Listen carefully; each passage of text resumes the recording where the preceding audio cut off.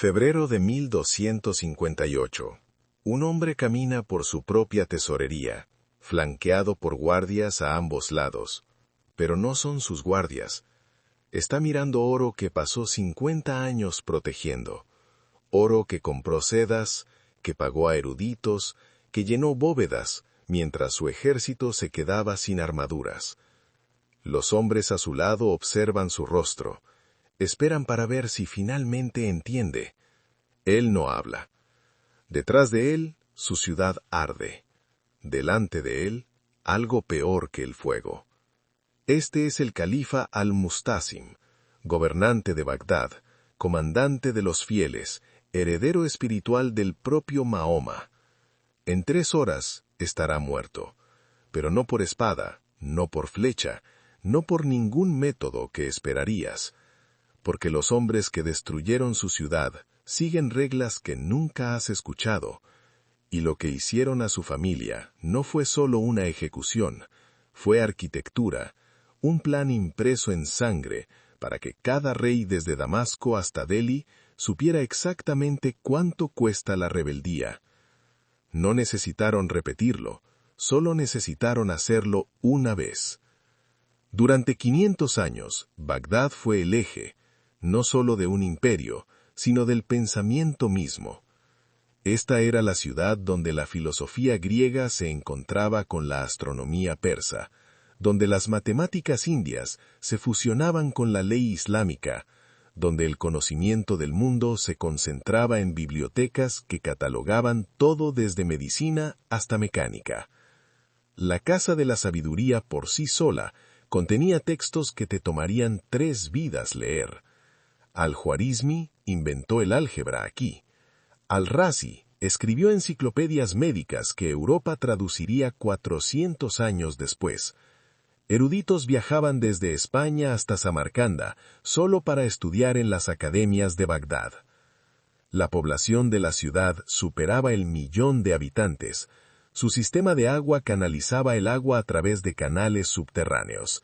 Sus mercados comerciaban bienes desde China hasta Córdoba. Sus hospitales trataban pacientes sin importar fe o riqueza. Esto no era Roma desvaneciéndose en la memoria. Esta era una civilización en su pico operativo. Y gobernando sobre todo esto estaba el califa, no solo un rey, no solo una figura política. El califa era el sucesor de Mahoma, la autoridad espiritual sobre millones de musulmanes, un hombre cuya legitimidad se extendía a través de 37 generaciones. Al-Mustasim heredó ese título en 1242. También heredó algo más, un gobierno que estaba decayendo durante 2 siglos.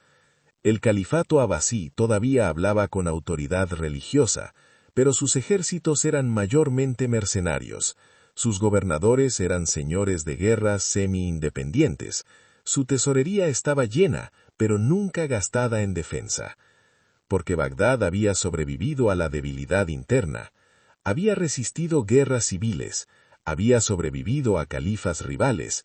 Había visto imperios surgir y colapsar a su alrededor mientras sus eruditos seguían escribiendo y sus mercados seguían comerciando. Así que cuando llegaron reportes distantes sobre jinetes en el este, jinetes que ya habían borrado el imperio corasmio, jinetes que no se detenían ante ríos, ni montañas, ni fronteras negociadas, Bagdad tomó nota y no hizo nada.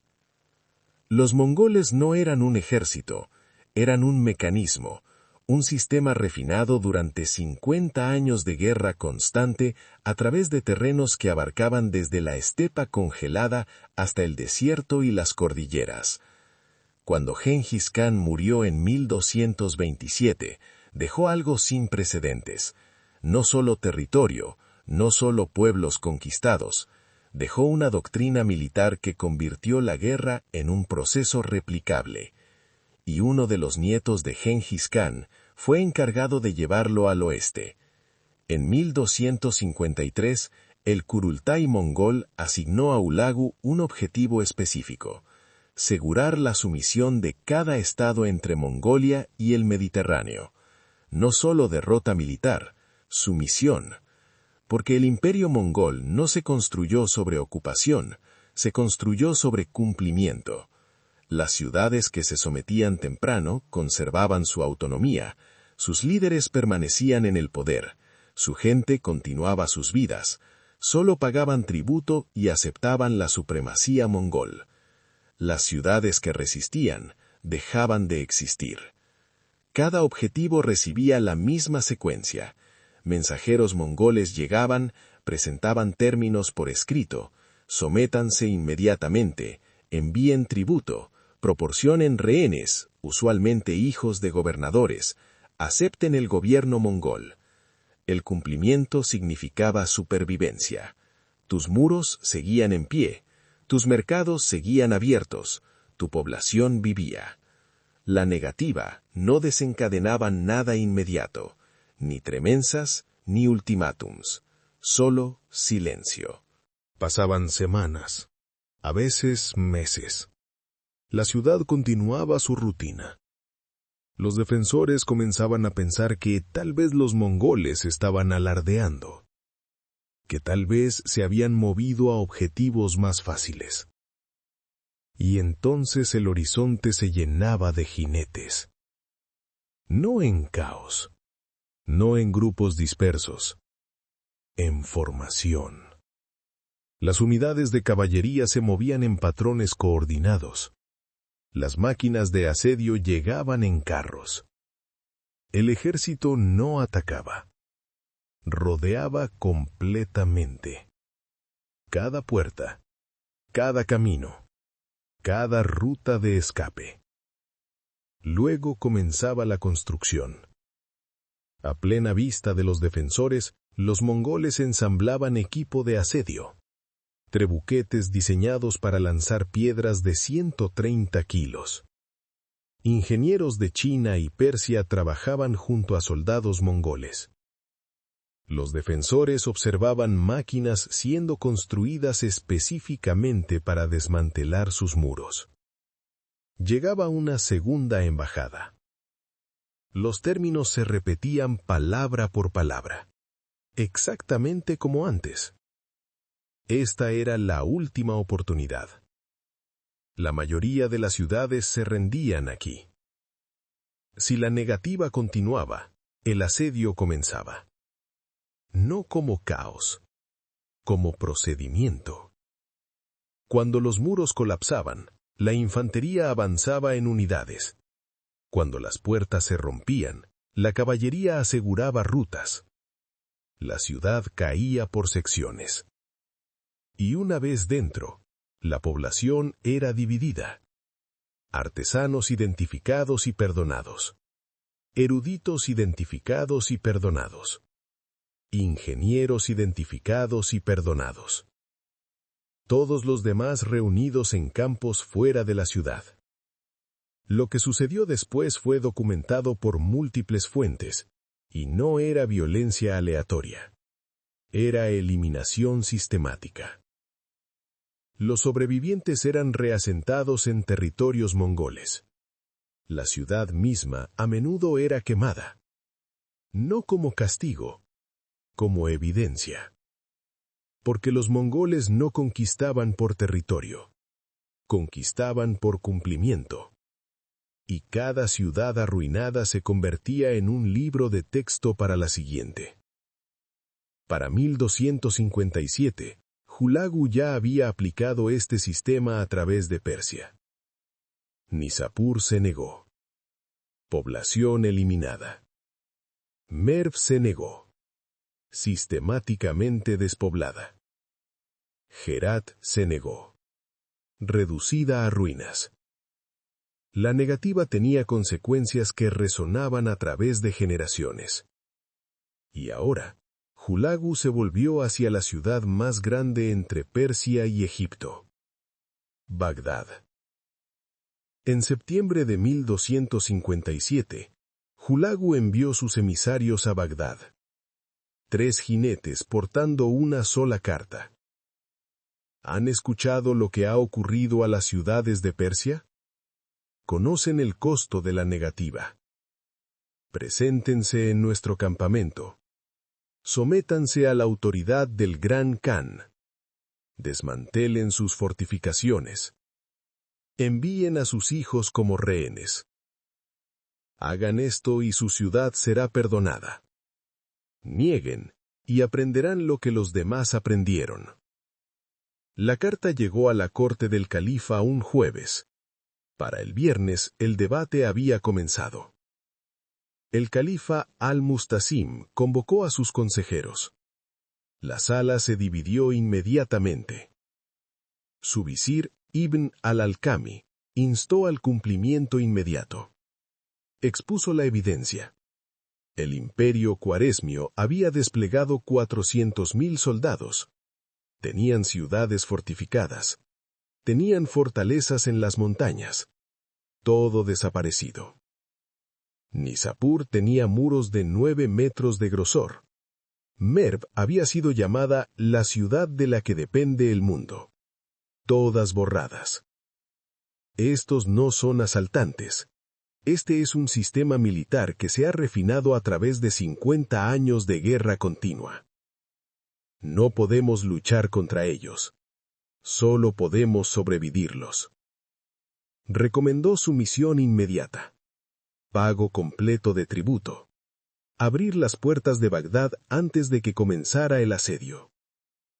El jefe del ejército de Bagdad no estuvo de acuerdo. Los mongoles eran jinetes, caballería de estepa.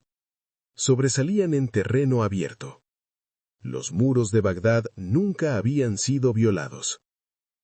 No tienen experiencia en guerra de asedio contra defensas preparadas. Y están lejos de su base de suministros.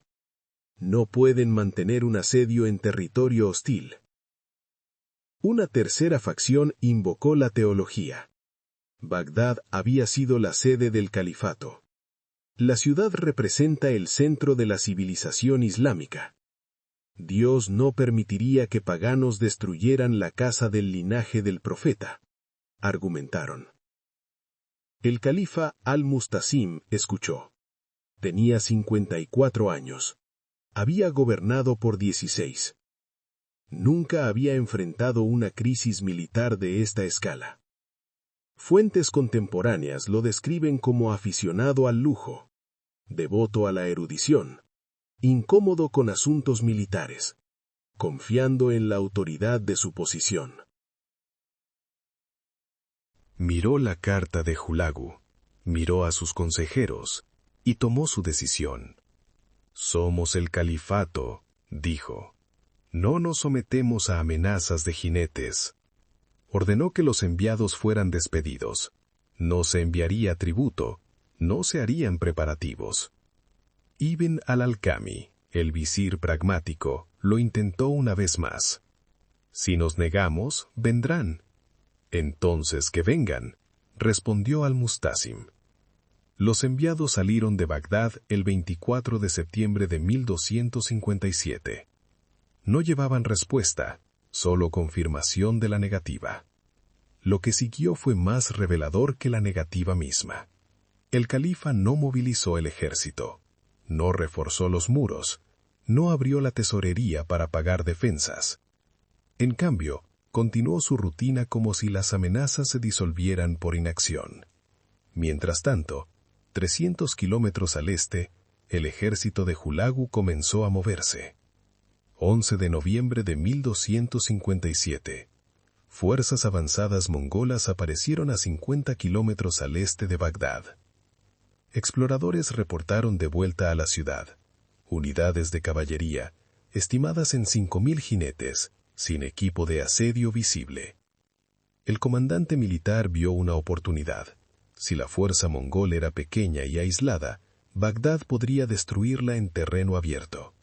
Una victoria decisiva demostraría la capacidad militar de Bagdad y desalentaría el avance mongol adicional.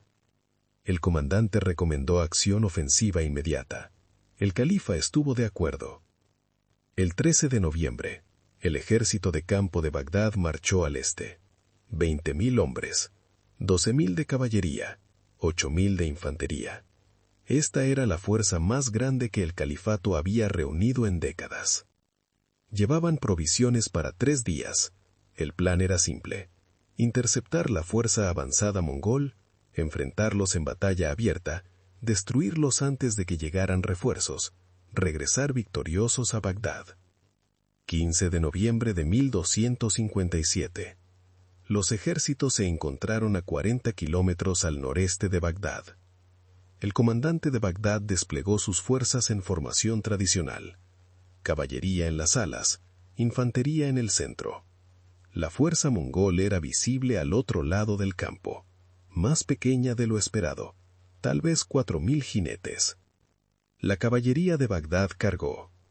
Lo que sucedió después fue registrado por sobrevivientes que huyeron de regreso a Bagdad.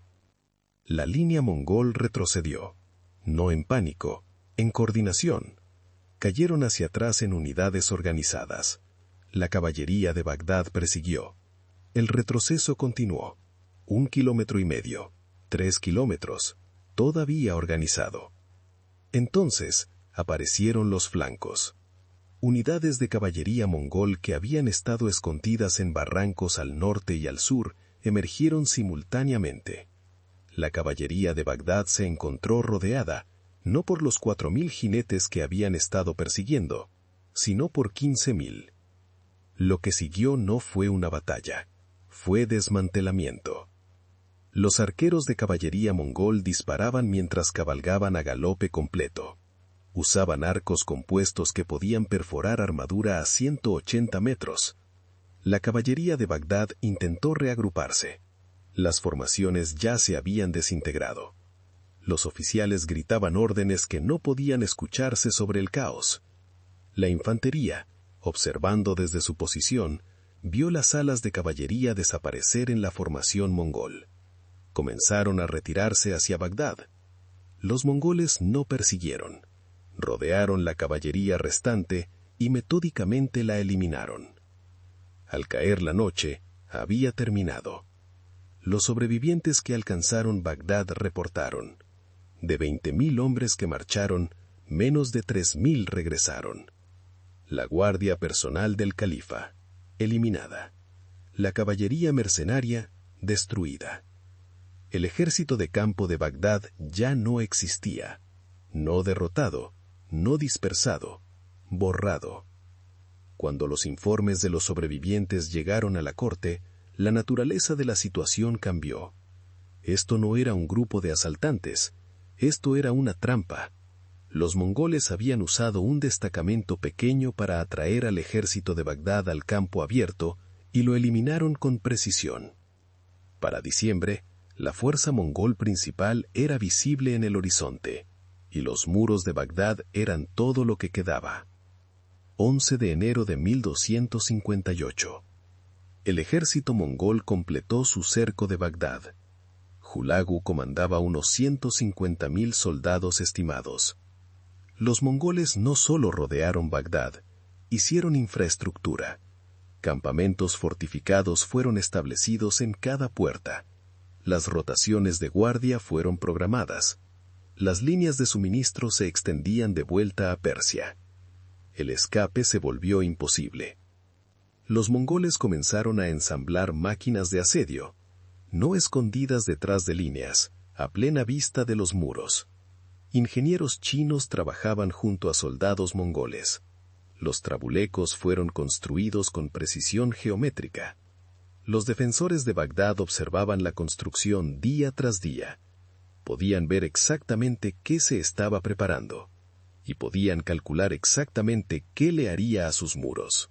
El 17 de enero, Hulagu envió otra embajada. El mensaje había cambiado. El tiempo para la sumisión completa ha pasado, pero el califa aún puede preservar su vida. Abran las puertas, preséntense, ordenen a su guarnición desarmarse. Hagan esto en 3 días y la población será perdonada. El califa convocó a sus consejeros restantes. El visir pragmático recomendó aceptación. No tenemos ejército de campo, no tenemos aliados viniendo, no tenemos forma de resistir lo que está fuera de nuestros muros. Los eruditos religiosos todavía invocaban protección divina. El califa vaciló. Pasaron 3 días, no se envió respuesta. 29 de enero. Al amanecer, los trabuquetes comenzaron a disparar. No al azar, no para intimidar, sistemáticamente. Los ingenieros mongoles habían pasado 2 semanas calculando el grosor de los muros, puntos estructurales débiles, ángulos óptimos de impacto. Las piedras golpeaban las mismas secciones repetidamente. Cada impacto creaba microfracturas en mampostería que había estado en pie durante 5 siglos. El bombardeo continuó durante 8 horas. Luego se detuvo. Los mongoles esperaron. Durante la noche, las secciones dañadas se debilitaron aún más. 1 de febrero, el bombardeo se reanudó, concentrado en las secciones debilitadas. Para la tarde, las grietas eran visibles desde dentro de la ciudad. Para la noche, el muro oriental comenzó a desmoronarse. 5 de febrero, el muro oriental colapsó. Una sección de 27 metros simplemente se desintegró. La infantería mongol se movió hacia la brecha, no cargando, caminando en formación. Entraron en Bagdad en unidades, aseguraron la brecha, establecieron un perímetro, avanzaron cuadra por cuadra. La guarnición restante de Bagdad intentó mantener la brecha. Estaban superados en número, superados en maniobras, superados en combate. Al caer la noche, los mongoles controlaban el cuarto oriental de la ciudad. 10 de febrero, el califa envió un emisario al campamento de Hulagu. El mensaje fue breve. Me rendiré personalmente, abriré las puertas, ordenaré a mi guarnición desarmarse, perdonen la ciudad. La respuesta de Hulagu llegó en horas. Preséntese en mi campamento mañana, solo. 13 de febrero de 1258. El califa salió de Bagdad. No fue solo. Trajo 3.000 miembros de la corte, sus hijos, sus ministros, sus eruditos, sus generales. Caminaron por la puerta, desarmados. Guardias mongoles los flanquearon inmediatamente, no amenazando, solo presentes. La procesión se movió por el campamento mongol. Los soldados observaban en silencio, sin insultos, sin violencia, sin ira visible, solo observación. Hulagu recibió al califa en su tienda de comando. La primera pregunta de Hulagu fue práctica. ¿Dónde está tu tesorería? El califa vaciló. Estamos preparados para ofrecer tributo. ¿Dónde está? El califa proporcionó direcciones. Hulagu envió soldados a verificar. Regresaron 3 horas después. La bóveda había sido abierta. Lo que encontraron, lingotes de oro, miles de ellos, monedas de plata, innumerables cofres, joyas acumuladas por generaciones, seda suficiente para vestir a un ejército. Hulagu ordenó que toda la tesorería fuera documentada. Luego ordenó que trajeran al califa allí. El califa fue llevado de regreso a Bagdad a través de calles ahora controladas por soldados mongoles, pasando edificios que comenzaban a arder, hasta su propia tesorería. Las puertas estaban abiertas.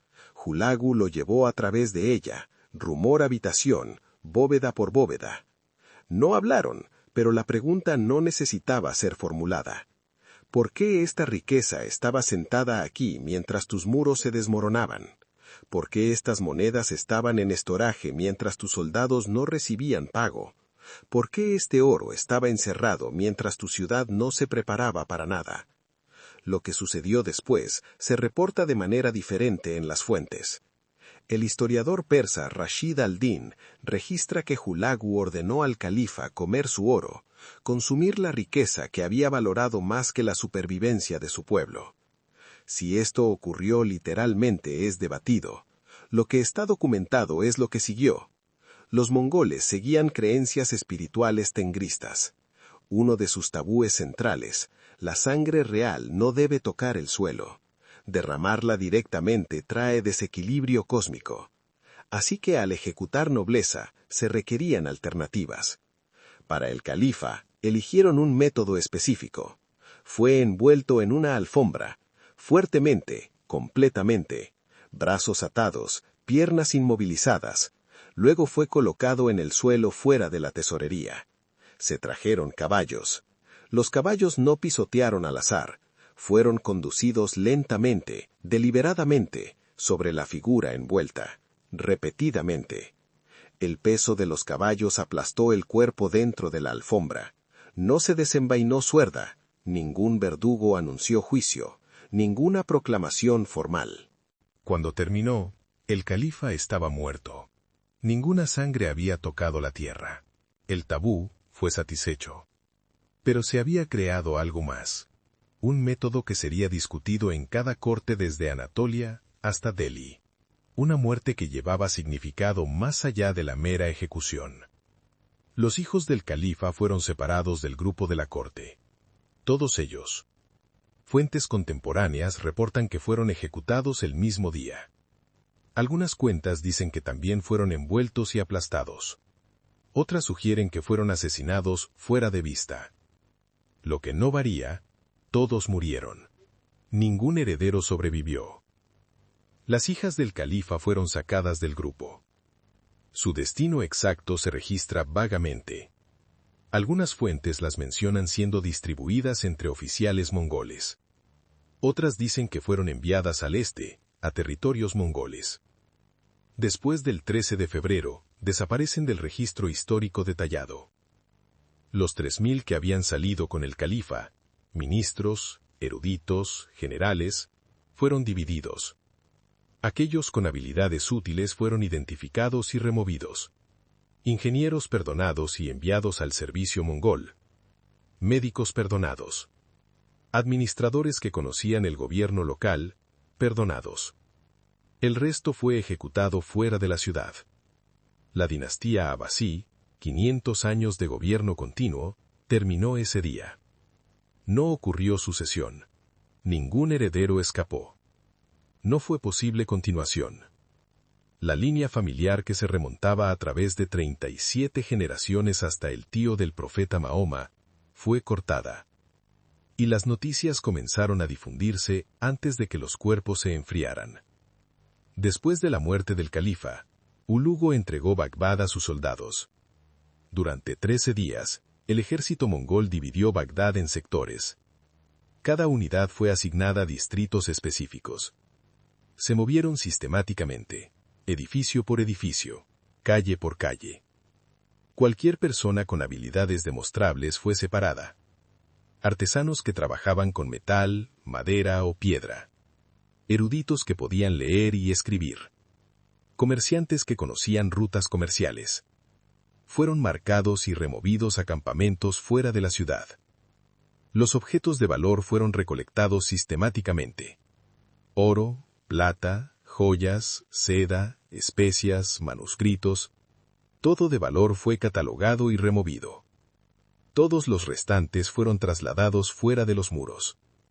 Lo que sucedió después se describe en fuentes desde múltiples perspectivas. La eliminación fue metódica.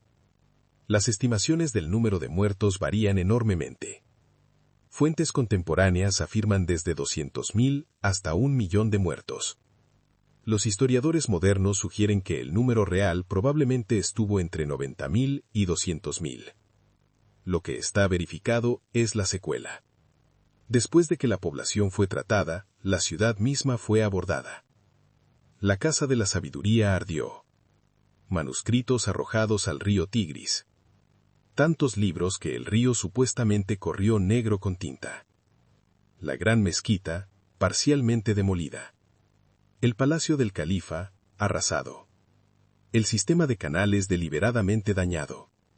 No destrucción aleatoria, deliberada, para asegurar que Bagdad no pudiera recuperarse rápidamente.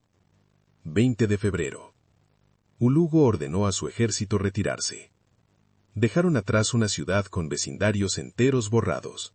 Infraestructura dañada más allá de reparación inmediata. Una población reducida a la mitad como mínimo. Pero también dejaron algo más. Sobrevivientes. Específicamente, sobrevivientes que podían contarles a otros lo que habían visto. Porque los mongoles no querían que Bagdad fuera borrada. Querían que fuera recordada. En semanas, la historia de Bagdad llegó a Damasco. En meses, llegó al Cairo. En un año cada corte desde Anatolia hasta la India sabía exactamente qué había sucedido. No solo que Bagdad cayó, sino cómo. ¿Y qué le pasó al hombre que pensaba que era intocable? Después de febrero de 1258, algo cambió en todo el mundo islámico. Ciudades que habían estado preparando resistencia, repentinamente revirtieron curso. Damasco abrió sus puertas antes de que llegaran los mongoles. Alepo envió tributo y rehenes preventivamente. Emiratos más pequeños en toda Siria e Irak se sometieron sin ver un solo soldado mongol. Porque Bagdad no solo había sido destruida, había sido demostrada. Los rulentes en toda la región realizaron el mismo cálculo. Resistir significa enfrentar un sedio que no puedes ganar. Ver tu ciudad arder. Morir envuelto en una alfombra mientras tu familia es eliminada. Someterte significa retener tu posición. Pagar tributo. Sobrevivir. La ecuación era clara. La expansión mongol finalmente se detuvo en 1260, en la batalla de Ain Jalut. Los mameluques, un estado militar basado en Egipto, derrotaron a un ejército mongol en combate abierto. Pero incluso los mamelucos habían aprendido de Bagdad. No confiaron en muros. No confiaron en autoridad sagrada. Construyeron toda su sociedad alrededor de un propósito: crear una fuerza militar capaz de detener a los mongoles en el campo. Estudiaron el sistema mongol, adaptaron elementos de él, se prepararon específicamente para esa confrontación, porque entendieron lo que Bagdad no había entendido. Los mongoles no eran asaltantes que podías esperar, eran un sistema que tenías que igualar. Bagdad sobrevivió como ciudad. La gente regresó. Los mercados reabrieron. El comercio se reanudó. Pero nunca recuperó su posición. El centro de la civilización islámica se movió a otra parte. La casa de la sabiduría nunca fue reconstruida. El conocimiento recopilado nunca fue reensamblado. Los eruditos que murieron nunca fueron reemplazados. Pero algo más persistió: la memoria de lo que costó la rebeldía. Mucho después de la muerte de Hulagu, mucho después de que el imperio mongol se fragmentara, mucho después de que las estepas cayeran en silencio, la forma de la caída de Bagdad permaneció. Preservada en crónicas que circulaban por continentes, repetida en cortes cada vez que los consejeros debatían resistencia, calculada en cada sala del trono que consideraba desafiar una fuerza superior. Los títulos no negocian con tácticas. La tradición no detiene máquinas de asedio. La autoridad sagrada no desvía flechas. Cuando sistemas chocan, el que se adapta sobrevive. El que no, se convierte en un estudio de caso. Y algunos estudios de caso resuenan durante siglos. Los mongoles no necesitaban destruir Bagdad. Necesitaban que todos los demás supieran que podían y lo harían, y exactamente qué les sucedería a los gobernantes que creían que su posición los hacía inmunes. Ese mensaje sobrevivió al imperio que lo envió. Porque lo que sucedió en febrero de 1258 no fue solo acción militar, fue comunicación, escrita en humo y piedra y cuerpos envueltos en alfombras. Una advertencia que viajó más rápido y más lejos que cualquier ejército jamás podría. Y algunas advertencias, una vez enseñadas, nunca necesitan repetirse.